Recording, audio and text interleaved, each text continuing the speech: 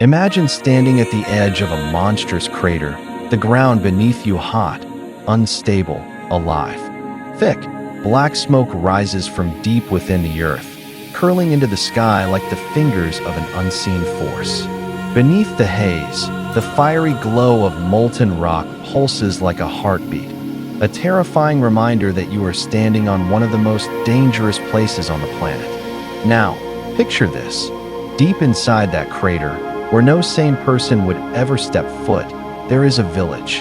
A real, living, breathing village with homes, farms, and people who refuse to leave. They wake up every morning surrounded by deadly gas, boiling earth, and the constant threat of an eruption that could wipe them off the face of the planet.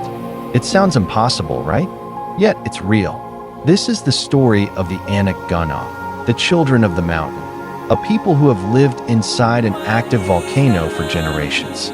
Scientists have warned them. Governments have tried to evacuate them, but they refuse. And here's the most disturbing part.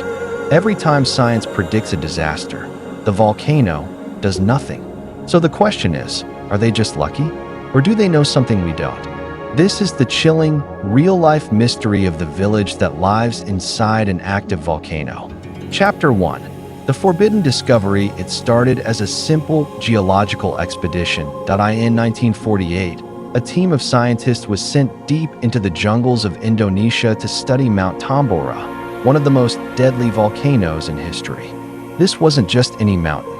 Tambora had erupted in 1815 with such force that it wiped out entire civilizations, turned the sky black, and caused a global climate disaster known as the Year Without Summer. The scientists weren't expecting to find anything unusual. Just take some samples, measure the crater, and get out before anything exploded. But what they found should not have existed. As they reached the crater's edge, something strange caught their eye. Through the thick clouds of volcanic gas, they saw huts. Small, makeshift homes clinging to the rocky slopes, their roofs made from bamboo and dried palm leaves. Smoke curled from tiny cooking fires, and narrow paths snaked between the dwellings, as if people had been living there for years. One of the scientists, Dr. Willem Hartono, squinted through his binoculars, his pulse quickening. This is impossible. But it wasn't.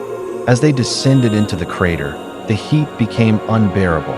The air stung their lungs, thick with sulfur and the unmistakable stench of death, as if the volcano itself was warning them to turn back. But they didn't.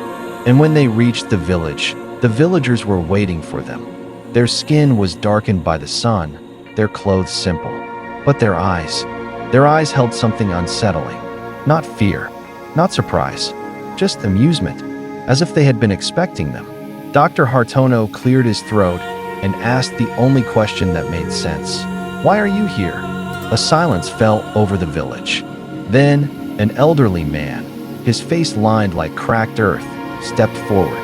His voice was calm, but his words were chilling. "Because the mountain speaks to us, and it has not told us to leave." Chapter 2. The people who shouldn't exist. The Anak Gunung, the children of the mountain, have lived inside the volcano for generations. According to them, their ancestors fled to the crater centuries ago, escaping war, slavery, and death. To them, the volcano wasn't a danger. It was a protector. They claimed they could hear the mountain, feel its warnings before it erupted. If the mountain rumbled, they prepared. If the mountain whispered, they stayed. And somehow, for hundreds of years, they survived. But the scientists weren't convinced. Volcanoes don't talk. Volcanoes kill. And as they studied the ground beneath the village, their faces went pale.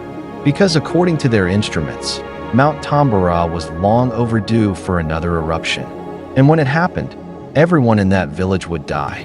Chapter 3. Science versus faith. The team rushed back to the government with their findings. Evacuate them now? But when officials arrived with armed guards and megaphones, demanding the villagers leave, the response was terrifying. The villagers simply smiled and said, "The mountain has not spoken." They refused to go. And then, something even stranger happened. The scientists predicted an eruption. Their data was undeniable. The mountain was waking up. But then, nothing happened. Days passed, then weeks, then months. No eruption, no lava, nothing. The villagers stayed. The scientists were humiliated, and the world was left with a question. Did the Anak Gunung just get lucky? Or do they truly understand something that science doesn't? Chapter 4. The volcano's wrath. Fast forward to 2010. Mount Tambora began to shake again. Scientists predicted another deadly eruption. The government tried to evacuate the villagers again, and again they refused. Then, on August 14th, 2010, the volcano exploded. Ash shot miles into the sky. Rivers of lava poured down the mountainside. Entire towns outside the crater were destroyed. Thousands fled in terror, but the village inside the volcano, untouched. The eruption skipped over them. Scientists were baffled. Was it pure luck? A bizarre geological anomaly? Or was it something else? Chapter 5. A mystery that defies logic today. The Anak Gunung still live inside the volcano. Scientists have studied the area for years, but they still can't explain it. How do they survive the toxic gases? Why hasn't the village been wiped out? And why do their predictions keep proving science wrong? Some experts believe it's a geological blind spot, a rare safe zone inside the crater. Others think the villagers have developed an unknown survival instinct. But the villagers? They still say the same thing. The mountain speaks to us, and it has not told us to leave. Chapter 6. The chilling reality today. Could the Anak Gunung be right? Could the volcano truly be protecting them?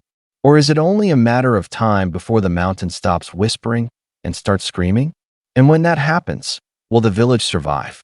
Or will they finally learn that the mountain takes as easily as it gives? What do you think? Is this all just luck? Or are the Anak Gunung truly connected to the volcano? Let me know in the comments. And if you found this story chilling, don't forget to like, subscribe, and hit the bell for more mind-blowing true stories. Thanks for watching.